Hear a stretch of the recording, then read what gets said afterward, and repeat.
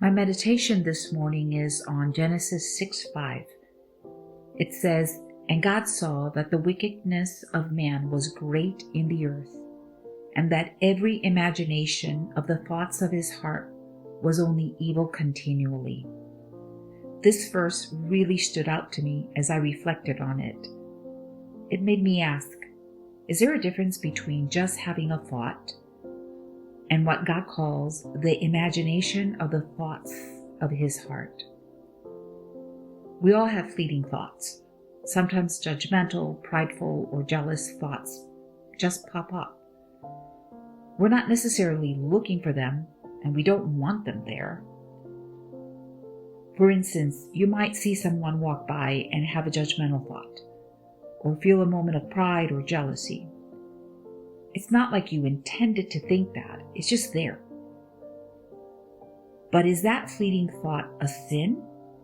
Or is it what you do with that thought that determines whether it becomes a sin?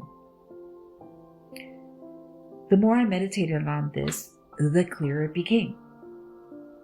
It's not the fleeting thought itself, but whether you entertain it, dwell on it, or let it grow into something more. That's what Genesis 6:5 is pointing to when it says, every imagination of the thoughts of his heart.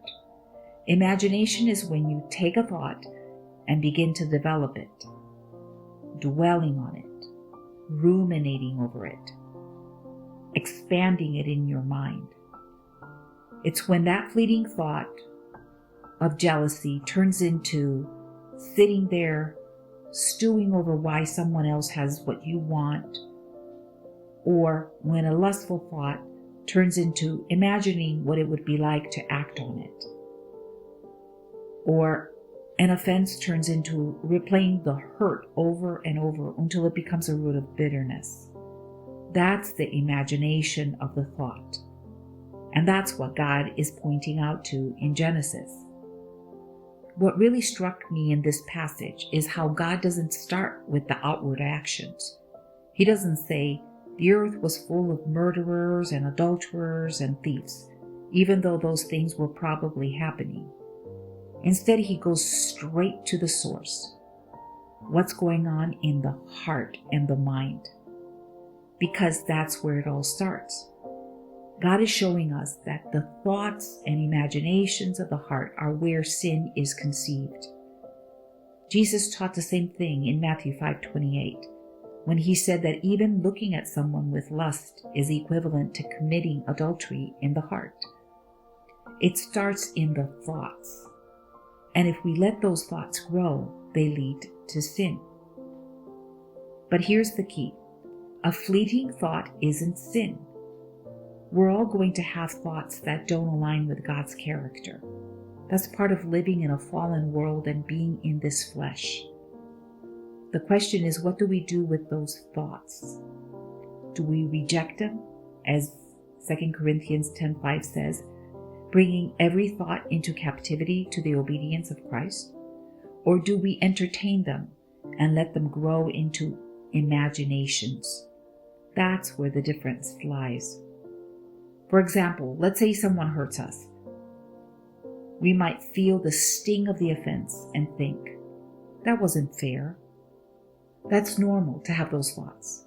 But if we start replaying it in our minds, thinking about how wrong they were, how much it hurt, and what we're going to do about it, that's when the thought becomes an imagination.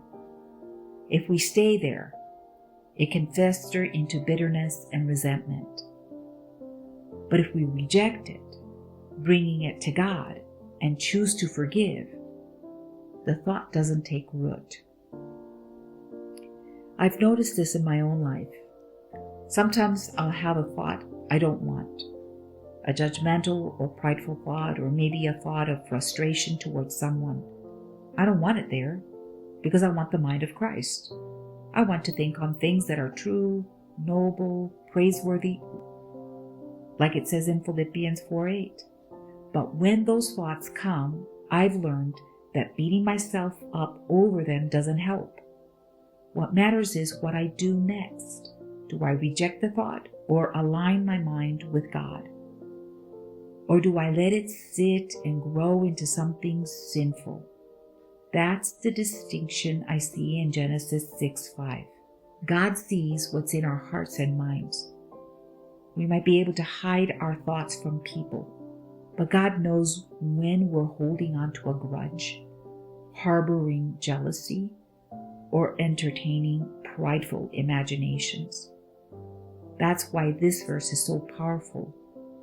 It reminds us that God cares about the root, not just the fruit.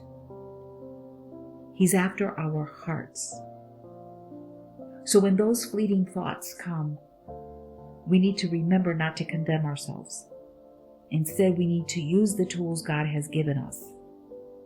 Take the thought captive, release it to Him, and replace it with His truth.